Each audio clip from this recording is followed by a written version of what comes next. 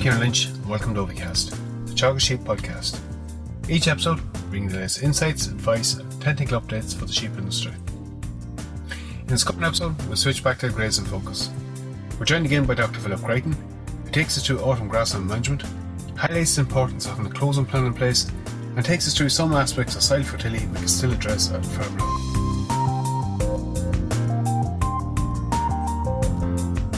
I'm joined now by Dr. Philip Grazing from Teagasc Research Centre in Athenry. Phil, thanks for coming back to join us. Thanks, Kieran. Phil, autumn grass, we're heading into kind of the final couple of weeks as we prep up. Just set the scene for us at the moment, mid-September. What are the grass targets that should be on sheep farms at the moment? Yeah, so I suppose mid-September now, in terms of grass availability, we should be looking at about 25 days ahead for the middle of September, and we'll be stretching that out to about 30 days ahead by early October, and we'll be at our highest covers then of about 40 days ahead by the time we get to the middle of October, and after that we'll be closing fields in rotation, so our cover will start to decrease again as we move through October and November. It's a stage of the year where the number of stock left on farm really comes into focus again. And look, for most they should have it done, but it is no harm to take a look at how far on are you with lamb sales, number of ewes on the farm, because that demand, we do see it fairly variable depending on drafting rates. Where should we be sitting in terms of grass demand for a higher stock farm like what you're running here in Athenry?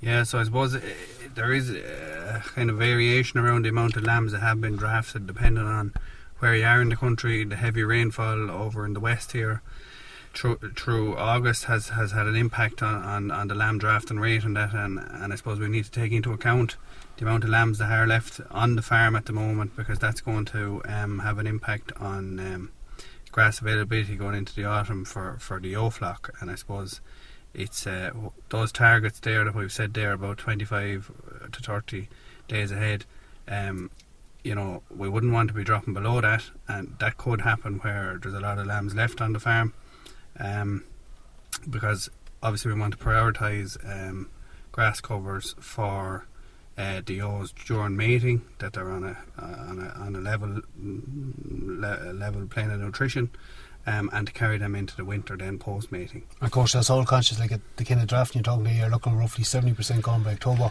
stock to 12 ewes a hectare, and fertiliser gone out. Yes. So look, you've kind of set the scene for where supplies to be. We talked a bit about demand. Getting set up for that final rotation, that takes a bit of planning. We need to be kind of focusing on that now for the coming weeks to set up that final rotation.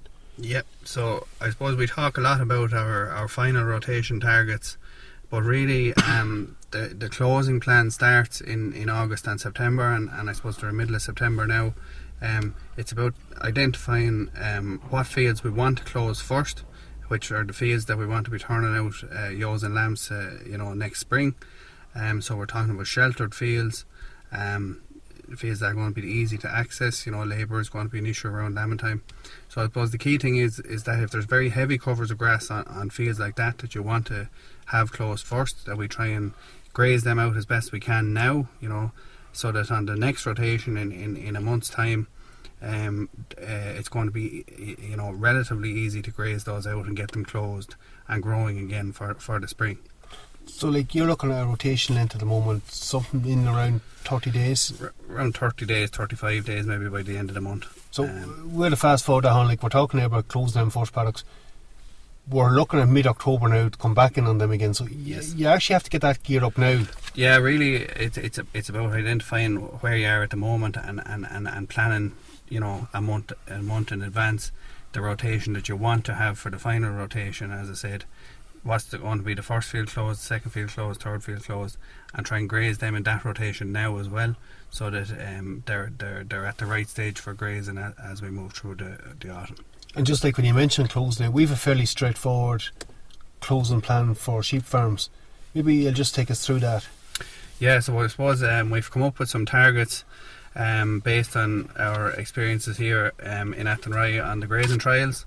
And I suppose for a moderately stocked farm to have a sufficient grass available for ewes at turnout next March, it would be aimed at a mid-season lamb and flock.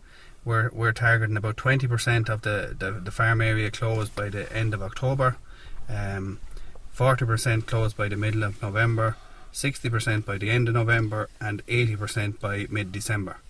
I suppose, as I said, that would be somewhere around the 10 to 12 euro per hectare stocking rate. For people maybe that are a little bit below that in terms of stocking rate, yes, you can afford to stretch that out another bit, but the first two targets there in terms of the 20% and the 40% by the middle of November, I think still are critical targets to have, in that we're able to take advantage of grass growth that's still occurring in October and November. Very little is going to grow in terms of December and January, so you're leaving it all to do then in February and March if you don't have sufficient area closed by the middle of November. So I think that's an important one. 40% by the middle of November I think should be a target for everyone, and then if you're more moderately stocked or more lowly stocked, you can stretch that 60% and 80% out longer depending on available covers. And I suppose we haven't set a 100% target, because everyone's going to be in a different circumstance, whether it's some sheep will be outwintered, some will go to a shed. That's a more simple system where 100% will be closed by whenever you house the ewes, or some sheep may be supplemented on forage crops or with supplement on a smaller area of the farm. And I suppose the critical thing will be that the majority of the farm will be closed, and the ewes tightened into a smaller area within reason. Of course, conditions will depend on that too, but Absolutely. that first 20 and 40% to get out of jail next spring, Yeah, it's a bit of cover too for a better response for fertiliser. yeah. So they're the fields that you're going to have a cover of grass that you can turn the ewes out into. They're going to respond quickest to an early application of fertiliser, where weather conditions permit, and it's going to give time then for the rest of the farm to continue growing during late March and into early April before it's actually required. So, like you mentioned there, look, planning for next spring, and it does start now.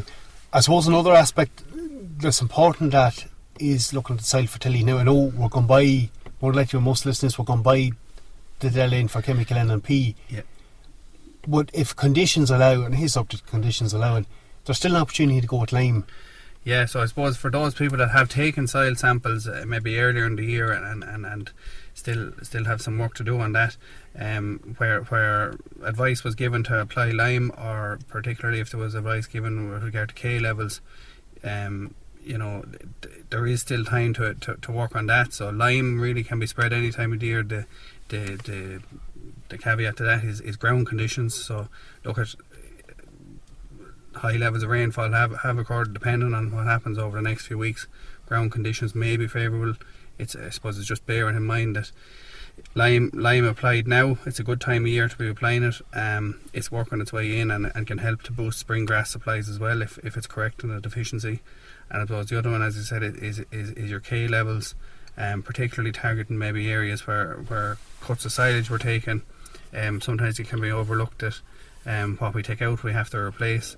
So again, there's no limit on when the K applications can go out, provided that the weather conditions are suitable. So that's another area that we could bear in mind over the next couple of weeks and months. Okay, and probably a bit more suitable than normal sheep farms on spring where you're looking magnesium tie-up. Exactly, yeah. From a grass tetany point of view, I suppose it can be a safer time of year to be applying some of the... So Phil, maybe we just synopsise that quickly. Set up your closing plan now. Yeah. Graze them first products you're going to close in October now. Get 40% closed by mid-November. And then look at the option if we can go with lime. Yeah, exactly. If you haven't gone with it already. The autumn closing planner is available on the website. If you go to www.teagasc/sheep/grassland, there's a template there that people can print off for themselves, and it can identify the amount of area that you need to have closed, and you can benchmark that against that then in terms of progress that you're making for your own farms. Okay. Phil, thanks for joining us. We might catch up with you later on. We'll see how Grazing Out is going here in Athenry. Thank you. We'll have to finish the episode up at this point. I would like to thank Phil for taking time out to join us again. Again, he pointed out some of the basic management practices we need to focus on for the coming weeks, and highlighting the importance of getting set up right for that autumn closing and the impact it has on spring grass production. Again, highlighting some of the aspects of soil fertility we can still address, all to improve our productivity from grassland. I will link to the Sheep Autumn Grassland Planner in the description bar. For all other updates, keep an eye on our Twitter page at Teagasc Sheep. I'm Kieran Lynch. Thanks for joining us in this episode of Ovicast. Don't forget to subscribe and tune in to the next episode.